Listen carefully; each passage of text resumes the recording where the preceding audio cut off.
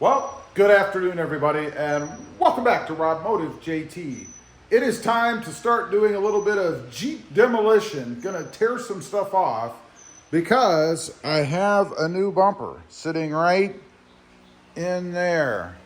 But before I can put that bumper on, I've got to remove the current bumper, of course, and a lot of the stuff around it.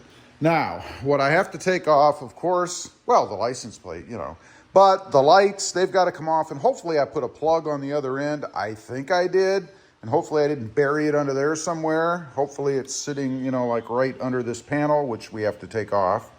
And then underneath in the front, there's a skid plate that I kind of adapted to fit with this bumper. With this new bumper, we don't need a skid plate. It actually comes with something sort of underneath. So we have to remove that as well. That's what we're gonna do today. Ultimately too, I do have to take the fog lights out. I think that's probably easier to do once the bumper is actually pulled off. And those just unplug, I believe, right there on one side. So that won't be too difficult. My biggest challenge is going to be remembering where all the zip ties and things are that I used to tie all this wiring up. Here's the rust. You can see this is one of the big reasons why I'm doing this. And we're starting over here as well. So anyway, let's grab some tools and start tearing the front end of the Jeep apart. All right, first things first, and I highly recommend you grab a box or something to put little fasteners and things in so that you can keep track of them. We have to remove this kind of trim piece down here. That's held on by just these little clips. And I'm going to try to do this without breaking them. That's the general idea. They just push up in the center. I'll show you once I get this off of here. But it's really pretty simple to do. And hopefully they just stay right in the shield or the cover so that I don't have to worry about losing them anywhere. What I'm talking about, these little clips here, they just sit right inside and push down in the center and you just pull them out. Looks like they might actually stay in there. I think I'll just go ahead and push them down so that I can keep them in here, and then we'll just sit this thing aside. Next up is the wiring for the lights, and I do see, I don't know if you guys can see, I think you can.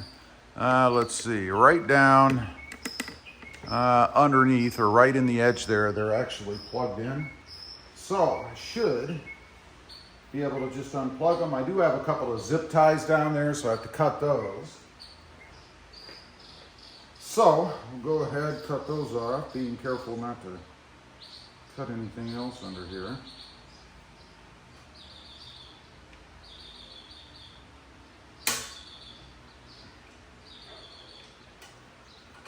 All right, successful on the first one, I think. And that just makes this freewheeling so I can unplug it. Let's get the other zip tie cut on here.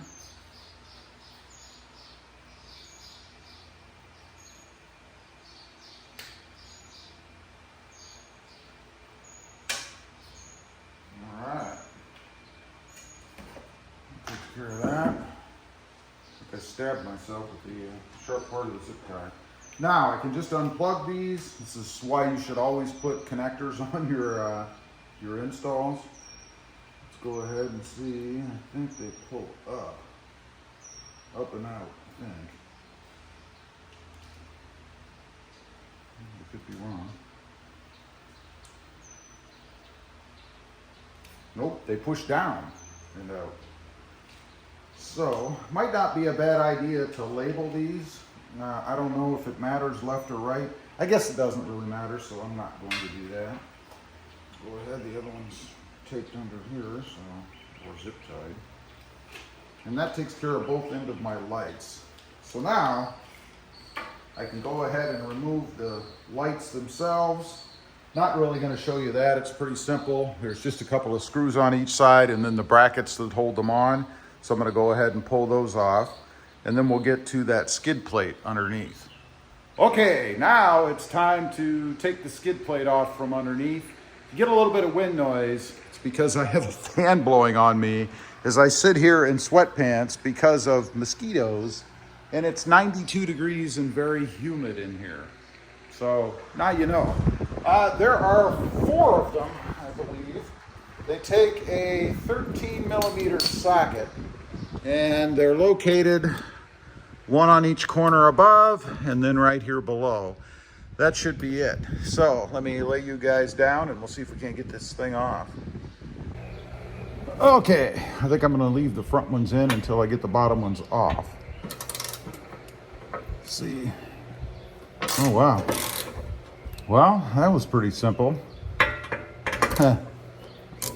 And I don't believe I actually used Loctite on these, so I guess I shouldn't be surprised. But that one definitely wasn't too hard. I'll probably put the screws back in just so I can keep track of them. Let's go down here and do the other side, right in this corner.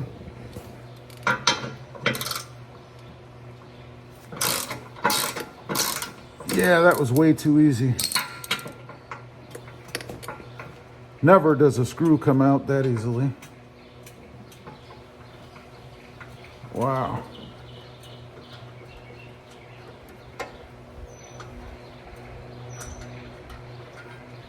All right. See if we have the same luck on the other ones here. Do this one up here at the top.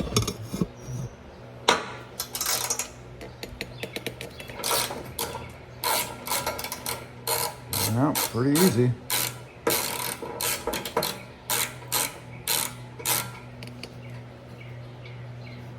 I don't know what's holding this thing up. I'm assuming just the other bolt or screw. I don't know. Doesn't seem to want to move, so I don't know if that's a good sign or not. Maybe there's more screws in here than I'm aware. Let's go down here to the last one on this side. Let's see. If it starts to come down. Yeah, it is. Okay. If I can't get my knee under here to kind of hold it up. What I don't want it to do is fall down on the camera. That'd be bad. So let's set you guys up here, because I could see that happening, you know.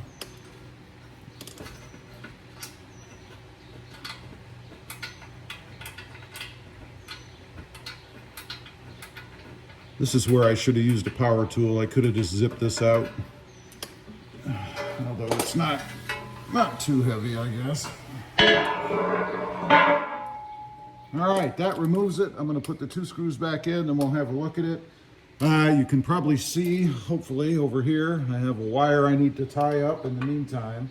We're exposed, the canisters for, I guess, the shocks, I believe. So, I don't know that I'd want to drive this thing on the road until I get the other bumper on, because these need to be protected. Anyway, let's get the screws back in, and then we'll take a look at that skid plate real quick. I'll show you what I did to it. Okay, just zip tied the wire up there because we're not going to finish the job right now, obviously. But I want it out of the way. You can see here, those are the screws, or the nuts rather, that I have to take off of the studs. There are 2 on each side of the bumper. That will free up this bumper so that it just comes off. Now, I had mentioned to you that I would show you what I did with the skid plate. This is actually the skid plate from Randall's Jeep Gladiator Mojave, and what I did is I kind of cut it a little bit on the edges to make it fit around the edges of this bumper because it wouldn't fit otherwise. You can see it's like silver on one side. The whole thing was that color. I actually painted it black with some bed liner. That's how I got it to be the color that it is now. Just because I'm not a big fan of silver, as you may know. So I just wanted to make sure that it matched the theme of the truck in black. Anyway, all we have left to do now is to go ahead and pull that bumper off and then put the new one on. I can't wait to get this thing on. Of course, I have to mount the lights to it and do a couple other things, but that's going to be in the next video. I know, second part, but we don't want these things to get too long, right? Anyway, leave a comment. Let me know what you think so far. I know you haven't seen the bumper yet, but the removal process, pretty darn simple. Leave a comment. Let me know. Thanks for watching. Stay tuned for part 2. Bye.